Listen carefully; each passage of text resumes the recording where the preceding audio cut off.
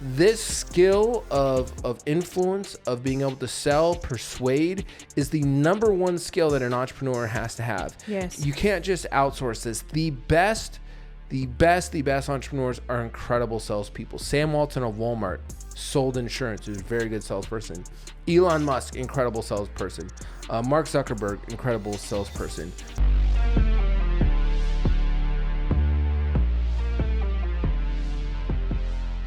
Welcome to the Takeover with Tim and Cindy, where we show you how to dominate every area of life and business. Let's get winning.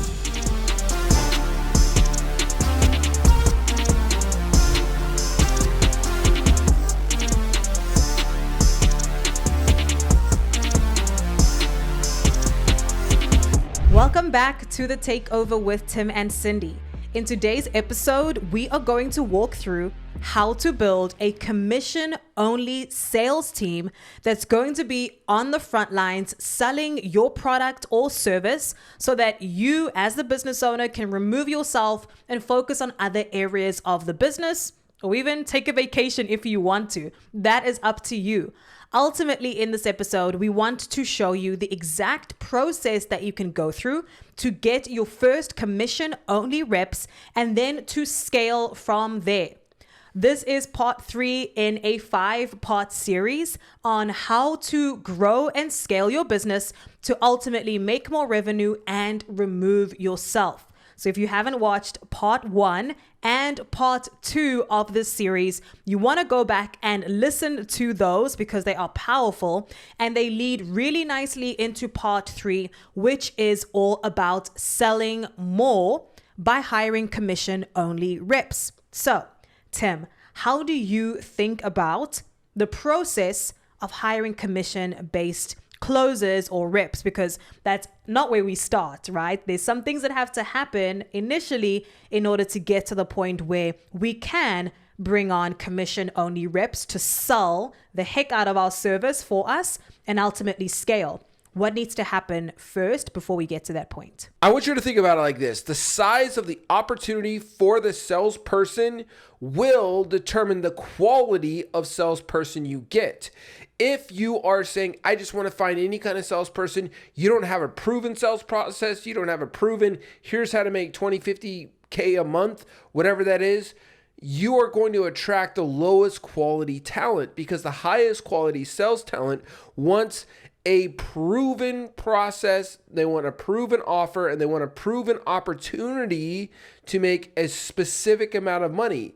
If you're unproven, you don't have a process, you don't have a clear roadmap of here's exactly how you can start making, whatever, $10,000 a month, $20,000, upwards to, $1 million plus a year. If you don't have a clear here's exactly how to do that at our company, you're going to attract the lowest quality sales talent.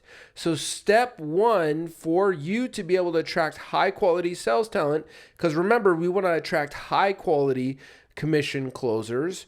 We don't want to attract the bottom one, the entry level, the people just starting out, because they're going to take more time and energy to manage that person than just doing the sales ourselves. And so this is a big mistake that I see people make all the time is you have to create an opportunity that attracts high quality sales talent, period. I mean, think about it for yourself. If your full-time job was, hey, I want to do sales full-time, you're going to look for the biggest opportunity, especially if you're commission only. You're going to find the biggest, best opportunity that allows you to make the most amount of money for your time, energy, and effort. And there are plenty of opportunities out there for great closers and salespeople. They get to choose whatever they want. Now, the entry level people just starting out, yeah, sure, they're going to jump through your hoops, but great closers, you actually kind of have to jump through their hoops to get them on board. So good. So when you say proven process, what does that mean exactly? What are the steps and the processes we have to have in place to make the opportunity or the offer attractive for a commission-only rep? Number 1 is that you have to have a proven sales process of you closing it at a significant percentage above the expectation that you're going to put on salespeople. I think another mistake that people make is that they think, well, if it's a full-time salesperson, they should be able to close at a higher rate than me. And like, let's just say, I want to have closers that can sell at a 40 or at a 20 or 30% close rate. That means I need to be doing 10% close rate above. So if I want 20% closers, I need to be closing at 30% or more. If I want 30% closers, I need to be closing at 40% or more, right? Because I need to have a proven process that I can show to a high quality sales rep and say, hey, look, I've been closing on this process at 40%. Here's the script. Here's the process. Here's exactly how your leads get warmed up before the call. Here's how many leads you're going to have on the calendar, etc. And if I can show them a proven, hey, just step into this process, repeat the process, and you can get to whatever that income goal is, then you're going to have clarity and you're going to be able to attract the right type of talent for the role. If you are looking for sales reps to build that for you, or to just come in and shoot from the hip, then you are looking for maybe a one in 1,000, or if you're really good at attracting a talent, 1 in 100 it's going to be a get lucky and just close for you. Most cases you need to have the proven processes, pitch, how to handle objections, all of that stuff laid out for them, recordings of you closing people. And so that's it. You have to have the process from beginning to end. What does that look like for a proven closer to come in and make whatever their goal income is? Whether you're trying to attract $500,000 a year commission only sales rep earners, which is like a very high tier closer, or if you're just trying to attract a 60, 70,000 year earner, which is the lowest tier closers, or if you're trying to get somebody that wants to be in that 200K, like most really like good closers want to be 200K plus closers. Okay. So what I'm hearing you say is, when you're talking about the process, a few things that you said. One is proven lead flow, meaning consistency of leads on the calendar. Yep. Second thing you mentioned was the warm up process, meaning from the time a lead books on the calendar to when they show up with the closer, there's a sequence or a series in place to warm them up before the call. Yep. The third thing you said was a sales script. So literally having a script written out from top to bottom of how a call should be run, right? And that is dialed in. And part of that's a proven script that you've proved out works. And part of that script is the pitch. Yep. How you are pitching your product or your service. Yeah, correct. And then the last part that you mentioned is call recordings of you going through the calls with that proven script. And of course, you want it to be a successful call, right? Of you actually closing the deal, that prospect. Yeah, I mean, you need at least 10 or 15 closing calls of you closing the prospect with that process to give to a new closer. So number one, so they can see the process. But number two, people that are high performers, they want a leader that is even more so of a high performer. People that are not going to work for a weaker person, right? People want to reach up. People want to learn from people that are smarter, stronger, better than them. And you don't have to be better closer in the long run, but they have to respect you enough that they can trust you as their sales leader. They have to trust you enough that if they're going to be taking advice from you, that you know what the heck you're talking about. And if you come in and a closer's down, closers have ups and down weeks and months. Like they go through personal stuff. Sales is probably the number one highest variance role that you're going to have when people are going through personal issues or have different things going on, bad sleep, wife sick, whatever, different things. The performance goes up and down more drastic than any other role you're going to have in your company. And you as a leader need to have gone through enough of the sales process that you understand those ups and downs, a good day, a call, bad day, a call, sick, not sick, personal problems. All those, you need to be able to coach people through that, and they need to be able to trust you to coach them through those ups and downs. So it's not just the proven process, it's the respect that you're going to have from this team you're building. And you don't have to be the best salesperson, but you have to be good enough that they respect you. How do you get good enough? So if I'm, an entrepreneur, maybe I'm really good at the fulfillment side. We see this a lot where business owners are great at fulfilling on the service, but they're not good at sales. How do you get to the point where you do have those 5 or 4 things that we mentioned, the proven sales script, the proven sales process? How do you get to the point where you can prove out, say it's a 20% close rate, to then hire commission only reps? What are very specific things that we can do to get good at sales? Yeah. I mean, so you think about a sales call happens in 3 parts. This discovery is what a lot of people call it, where I'm asking questions. So what's your biggest challenge with blank right now? How long has that been going on for? What's the goal once you fix this problem? Who else are you like? That's discovery. And now once we have a really good discovery, which I can walk through a little bit more in the weeds on, once we have a good discovery down, then we have to have a good pitch that is, like you talked about, the 90-10 rule. That applies to a really good pitch, because the pitch, 90% of the pitch is going to be the exact same every single time. 10% of that pitch needs to be personalized. So based off your discovery, I could say, hey, Cindy, you were telling me before that blank, blank, blank, blank, right? So the first thing that we do at Pima is we're going to identify who's your perfect client so that you're not wasting time on calls with tire kickers. Does that make sense? So I might say the same thing every time, but that 10% I'm going to personalize in the pitch for you. That's good. And so that's a proven process that allows it to feel like a very customized presentation for the prospect, which is important. They want to feel like it's a solution to their problem.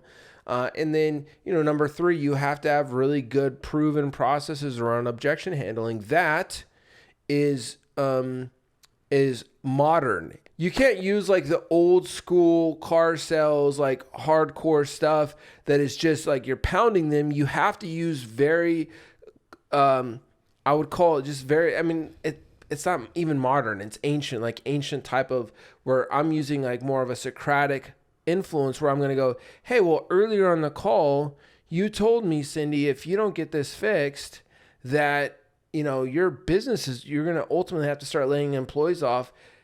Then when we did this presentation, you said this is exactly what you needed, didn't you? Gotcha. Cindy, it seems like you're nowhere near as like serious about getting this problem fixed. So like, what's really going on? So I can do a kind of a sequence like that, where I'm more using, as Socrates would do, I'm using some things you said earlier in my conversation with you about you being super committed to this, and then what you just told me now, that you really like this and you think it would fix your problem. And then, but I'm saying, well, that's weird because you said these 2 things, but now you're saying you want to think about it. What's really going on? That's really good objection handling. And not to get too into the weeds on that, but that's kind of what I would consider the kind of objection handling you want to do, because when you do it like that, you're having a conversation that will lead them to realize, you know what, you're right. I got to do this. So when you can start using that, where you're more using questions and you're holding them accountable to things they've already told you, versus the slick little objection handle scripts, which do work, but they're not going to work on a high level in this competitive marketplace. So you have a great discovery, which you find out what the big problem that we're trying to solve is. You probe into that. What's that problem creating, the havoc it's wreaking? Then we basically do a pitch that's a presentation that's same framework, but it makes it feel like it's personalized to solving their problem, not presenting our cool thing. And then you use objection handling, which is more about holding them accountable to the things they already told you. You get those 3 pieces to the sales process down, and we have more trainings on it on our YouTube. We have a lot more in-depth trainings on it. You do those 3 things, you have those dialed in on your sales process, you're gonna have such high close rates once you've trained, once you've dialed in, that you're going to be able to replicate those with commission-based closers. Okay, that was a lot of information, really good information. How do we get good at it? So I understand the discovery, the pitch, objection handling. maybe I have a script that I've written out. How do I start to get good at sales? And then another question is, what numbers do I start tracking that I can then show commission only reps? You have to have X, Y, Z numbers in place. So let me ask you, and it's a rhetorical question, of think about the last movie that you laughed at, or the last movie that you cried at, or the last movie that you felt emotion on. All of those were scripts. You laughed at a script that was rehearsed enough to sound really natural and to be very genuine. And it was executed so well that you laughed, you cried, you bought into the character. Mm-hmm. It was an actor. But you felt an emotional connection with the characters. And so we want to have a proven process that we repeat, that we drill, that we practice enough so that it feels natural on a call. I call it process plus presence brings closed deals. So process is knowing the questions you're going to ask, but then presence is not making it feel like you're going through a script. Yeah. Big mistake people make is they either start with presence. I just want to be present. I just want to feel natural. Well, no, that's being lazy because you're shooting from the hip, which means you're going from a process, but it's not an intentional process. You're going through a process that you feel like might work, but it's not proven. So you want to get a proven process, practice it enough so that you have presence. That's good. So you got the right process. You bring enough practice, and that makes you to be present on the call, which is super important. Now we have process, practice, presence. Now we want to think about reflection, watching the call, watching game tape. If you look at the best athletes that play, one thing they're obsessed about is watching game tape. The best coaches, they watch game tape. They watch their competitors play. They watch themselves play, and they look for the little nuances that they could have done better or where they can improve. And so that would be it, is you want to practice before game day. Mm-hmm. Imagine if we keep on with the athletes analogy. Yeah. We want to practice before game day. Sales call would be like game day. That's like, okay, we're actually playing against, we're playing a team. And then we want to do reflection through watching game tape. You want to watch that game tape. If you do those three things over and over and over again, and then really tweak it and dial it in, you will become a master closer. Most people do not do the first part or the third part. Master closers, master entrepreneurs do all three. That's so good. And just to be very clear, this skill of influence, of being able to sell, persuade, is the number one skill that an entrepreneur has to have. Yes. You can't just outsource this. The best entrepreneurs are incredible salespeople. Sam Walton of Walmart sold insurance. He was a very good salesperson. Elon Musk, incredible salesperson. Mark Zuckerberg, incredible salesperson. We look at who was the guy with Microsoft. Bill Gates. Bill Gates, incredible. So these are incredible salespeople, and we don't know it because we see them as incredible entrepreneurs and business owners, but they're incredible salespeople. And so that is how you get really good at it. And then after doing that long enough, say you're the player, you can now become the coach. Mm-hmm. And now you can watch your players play and you can make the adjustments. You can watch their game tape and give them feedback. So good. That's so powerful, because I think the routes that a lot of people want to take is just to outsource the sales. I just want commission only reps so that I can get out of doing sales. I don't want to do it. But as you're mentioning, it's the most important skill that you can gain as an entrepreneur, because that allows you to not only sell and get more revenue in, but when it comes time to hire commission only reps, you can be a really good coach and know what levers to pull if your team is underperforming or they're not hitting KPIs. That's really, really powerful. And I love that you mentioned the process plus practice equals presence. And then I literally just made that middle one up on the. That's good. That's good. I was that. Always process plus presence equals closed deals, but I just made up the process. Practice equals presence. That's so good. Lots and of it's P's really, there. really easy to remember too. And then reflecting back on reviewing your sales calls, reviewing areas that you could have done better. I think that's a part that a lot of people miss. They're just going through lead after lead after lead. Yes. But if you don't stop and reflect and look back, you don't know what tweaks and adjustments to make. 100%. And then think about it. You become a good player. Now you become a good coach. Now you can be a good owner, right? Because now that you know how to coach, you also know how to get somebody that can coach the sales rep. So it's step by step. You're moving yourselves out of it. So good. The goal is not to be in it forever, but the goal is to know it and be good enough at it that you could oversee somebody else. Yes. Right? It's the same thing as you don't just go hire a marketing company and know nothing about marketing, right? If you're going to hire a marketing company, you want to be able to at least along the process with them, have them teaching you. Yes, learn. Right? Or you want to know enough about it that when you hire them, you can keep them accountable. But people that just go like completely outsource their marketing and they don't learn the process along with the company, it's like the result either comes or don't, and the owner does not know why. Which means if things go great, it's not because you as the business owner did great, it's because a third party company did great. And when things go bad, you don't know why as the owner, which means you have no control over it. So understanding the different pieces is very, very, very important for sure. So good. What are the numbers we have to be tracking from a sales perspective? I'll tell you this. I recently worked with an influencer doing, millions in revenue. And they have an outsourced sales team. However, the sales team did not know their numbers, which was very odd and very strange. And so we want to be able to equip you all as you're building your commission-only team to make sure that you're tracking the numbers, because the data, the numbers, the KPIs are so important as you are scaling with the goal. As we know, the goal of this series is to remove yourself. So Tim, what numbers from a sales perspective do we need to be tracking?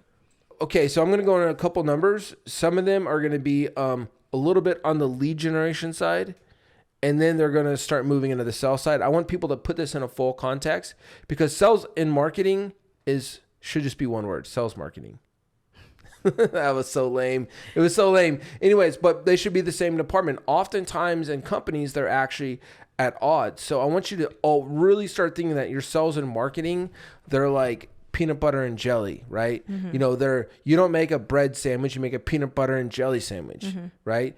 So you want to see your sales and marketing as one team, one unit. So I'm going to blend in a little bit of some of the numbers from lead generation, and you're going to see me blend that into the sales process, because these numbers are very, very important for you to understand your business as a whole. So first off, let's kind of walk through from how when a lead is generated all the way to when it's closed.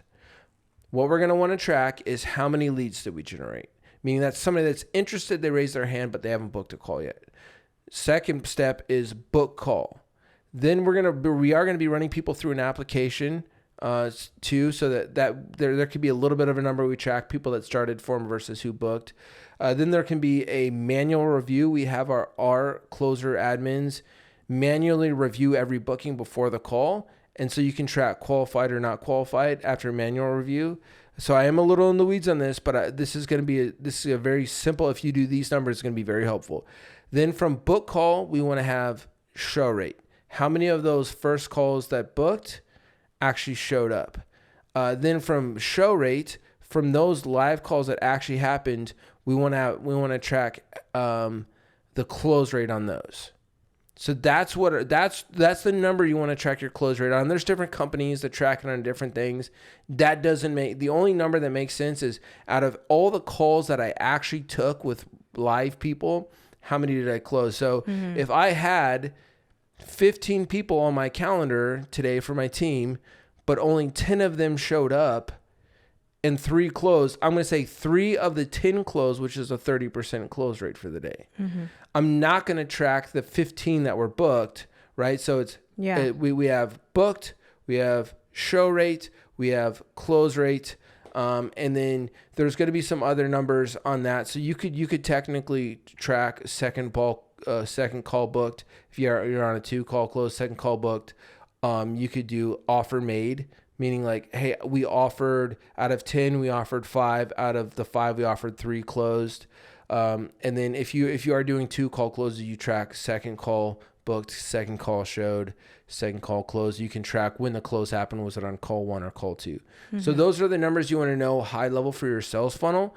When you think about really important numbers for the scalability of your business, you're going to think, what is my cost per qualified booked call? Meaning for the actual, after all the lead funnel stuff happened, what am I paying to get a fully qualified person on my calendar? Then you can track, what am I paying to have a live call? Meaning, what am I paying to have somebody actually show up? And then finally, what am I paying for client acquisition cost? What does it cost me to get a customer, right? So like if it costs me, let's say $500 to get a qualified person on my calendar, and it takes these numbers would be bad close rates, but I'm just going to give a simple example. $500 per qualified person on my calendar. 10 people show up, I get 10 people. Out of those 10 people, 7 show. So that's $5,000. 7 show up, 1 closes. That means my client acquisition cost was $5,000 because I paid $5,000 in meetings to get 1 closed deal. Now, if you need to go back, listen to that again. It can be a little bit complex, but I want to know, what do I have to pay to acquire a client? Why do you think the client acquisition cost is important? Because it's for scalability, right? And profitability. Because if I know what my client acquisition cost is, I can scale. I can know how much I can spend on ads, how much more I can spend, and then ultimately how profitable is my company. Exactly. So if I know I'm paying, let's say, $2,000 to acquire a client, and I make $10,000 on that client, and my profitability is X on that, I know how fast I can grow, because I can essentially throw money at my client growth problem. I can pay as much money as I want if I have that client acquisition cost dialed in. If you have to listen through some of these numbers, they are a little complex. Listen through this section a few times, but if you have all of those numbers, you're going to be in a really good place. And there's more complex and advanced stuff that you can do on the road. But if you do that alone right there, and you actually track those numbers, I mean, you could build a 9-figure business just off of tracking those numbers. So good. And we know we've done a lot of recruiting around commission only reps, both for our company, but also placing closers in other companies as well. Closers will ask you what your numbers are when they're interviewing. Really good closers will ask you what your close rate is. They'll ask you what your show rate is. They'll ask you how much cash is being collected on the call. They want to know these metrics, because good closers want to know, if I jump onto this opportunity, how much money can I make? And they want to know that the company they're joining on with has these numbers dialed in, and they know these numbers and that they're tracking. So we're not just saying this just because it's nice to have these numbers. If your ultimate goal is to hire and place commission-only reps on your team so that you can remove yourself from the section of the business, you have to be tracking your sales numbers. And the numbers that Tim went through here, from the time that they're booked a call until close rate and beyond, those are super important numbers to be tracking. And that's just the baseline. And even with these baseline numbers, you and your team can do really well with those as well. With those baseline numbers, you're doing better than 99% of companies out there. And I will give something on this. You have to have, once you have those numbers, that's what you're going to build what's called on-target earnings, OTEs. Because when you hire a good sales rep, they're going to want to see the OTEs, and they're going to want to see what numbers they're based on. So just imagine this. If I'm going to walk through somebody, I'm going to say, here is exactly how you can make $20,000 a month in our business, and here at a 20% close rate. And I'm not going to go through all the numbers on here, but I'm just going to, it'll be the same numbers. I'll be like, we're going to book you 120 meetings a month. We're expecting at least 80 of those to show up. Of 80 of those that show up, we're expecting a 20% close rate. Of those that show up, numbers, with bonus and commissions, that would be a minimum of $17,000 a month. That's the minimum we want you at. Now, if all the numbers are the exact same, Mr. Closer Prospect, Mrs. Closer Prospect, but you could increase your close rate to 30%, you'll be at a $26,000 commissions every single month. And, oh, by the way, Mr. Mrs. Closer, I was closing on this at 40%. So we have all the systems and processes to ensure you're at least doing 20 or 30. So good. So now you literally create a roadmap for somebody. Maybe they're doing $10,000 a month and they want to get to 15, and you can show them a roadmap. Here's how to get there. Maybe they're like, all closers want to like get past 20K a month. Like that's the golden, oh my gosh, if I can get past 20,000 a month. And then you have some people that are way beyond that. But I would say majority of like really good closers, they just want to be above $20,000 a month. So if you can have really good OTs, but they have to be real, because if you show a 25K OTE and then they start asking you hard questions and you can't back that up, then you're going to make yourself look bad. Or worst case scenario, which is even worse, is you show them a $25,000 OTE, they get into your company, and then you were promising 120 meetings a month and you're only giving them 60. You're promising them these leads were going to be warmed. These leads aren't warmed up. So you got to make sure, this is why you got to be in there and you got to build it. You got to get it going and working. And once you've done your part of building this thing from the ground up and really getting in there and dialing it in, now this is how you can attract high quality sales reps, because you either do the hard work now to get all this stuff in place, or you do the hard work of managing a mediocre sales team, which I promise you is going to cost you way more time, energy, emotional stress and effort than actually just doing the real work from the get-go. Yeah, so good. What if we look at, because we know our clients ask us this all the time, getting part-time commission-only reps versus full-time? What are some things we need to be thinking about between the two? Somebody that's just kind of partly working with my company, maybe taking a few calls a day, versus somebody that is full-time, committed to the company, working as a full-time closer. So kind of there is people out there in the commission-only industry that they want to be on multiple different opportunities, because different companies, they have big ebbs and flows. You know, they could be crushing it for 6 months, but they only have one lead source. So then when that lead source crashes, their company crashes. And this happens a lot. A lot of businesses are unstable. You know, if you're listening and follow our stuff, you will become a stable business, but you have to understand most businesses out there that are looking for and hiring remote closers, they're not stable businesses. They might have successful marketing campaigns that are crushing it for a while, and then the moment a Facebook algorithm changes or something changes, now all of a sudden they've got to lay off closers. So it's not uncommon in the remote closing space for people to be on 2 or 3 companies at one time working part-time. Totally fine to do that. It's very, very much fine to do that. Just, you know, you want to find somebody who is already selling similar stuff to, you know, for instance, we wouldn't hire somebody that's selling how to lose weight right now. You know, like selling a program that's like how to lose weight, because that's so far away from who our customers are and what we offer. So you'd want to find somebody who's familiar and selling stuff similar. And then long term, you know, I think if any closer knows that they could sell at one company and make a ton of money, and they know that there's 5 lead sources so that it's a very reliable company to sell at, they'll go full time. So you want to find somebody who's already on similar offers, and it's not uncommon, you know, somebody that's kind of traveling and making money remote closing, totally fine.